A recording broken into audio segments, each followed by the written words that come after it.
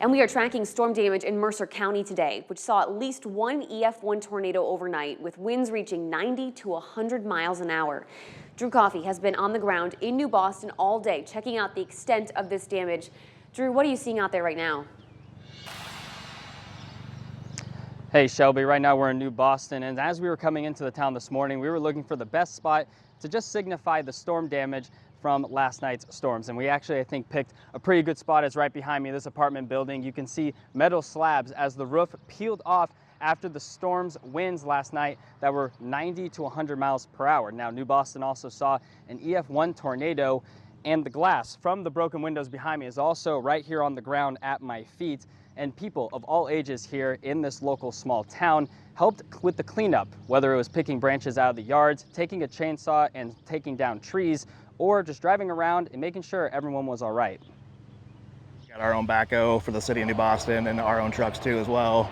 Plus there's a bunch of other people that kind of been impacted. So, you know, the other ones that haven't been impacted, they've been going around helping the ones that have been impacted. So Good to rely on them. Yep. I mean, it's a small community, so we're tight knit. Now, the owners of this apartment building actually pulled up to assess the damage of their building, and they told us that a person actually lived in this building last week, but luckily moved out before the storms rolled through last night. Shelby? All right, thanks so much, Drew.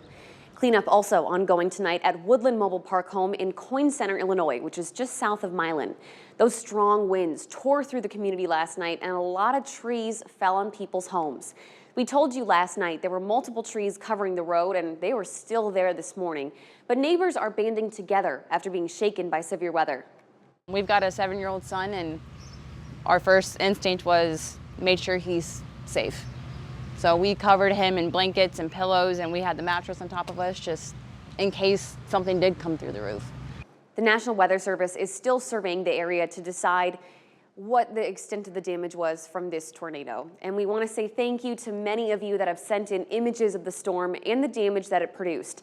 Gidget Franks and Moline calling this the perfect landing. Very fortunate that big tree there didn't fall in their home. And thanks to Christine in Milan for sending in these pictures of tree damage. This is right behind Milan's Village Hall on 5th Street. It appears at least 2 of those trees fell on a couple homes. Now, if news is happening by you, send it to us. Just text photos or videos to 309-304-0888 right there on your screen, or you can email them to news@wqad.com. And if you're facing storm damage, be wary of contractors going door to door offering repair services or free inspections. The Illinois Attorney General's office suggests asking for recommendations from people you know and trust. Use established local contractors whenever possible. Even if there is a need to act quickly, shop around. Get estimates from multiple contractors. Don't be rushed into a deal. Don't pay in cash, and never make the full payment until all work has been done to your satisfaction. Well, utility crews are hard at work to restore power after thousands lost service during the storm.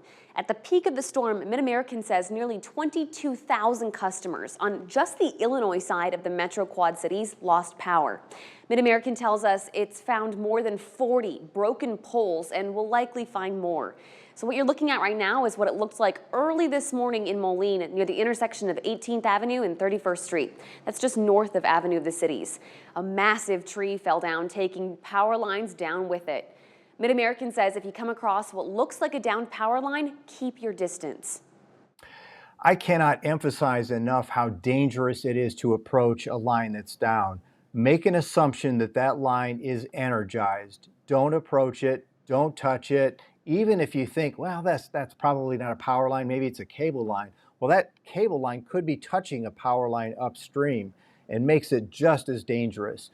Any downed power lines should be reported to MidAmerican or your local power company.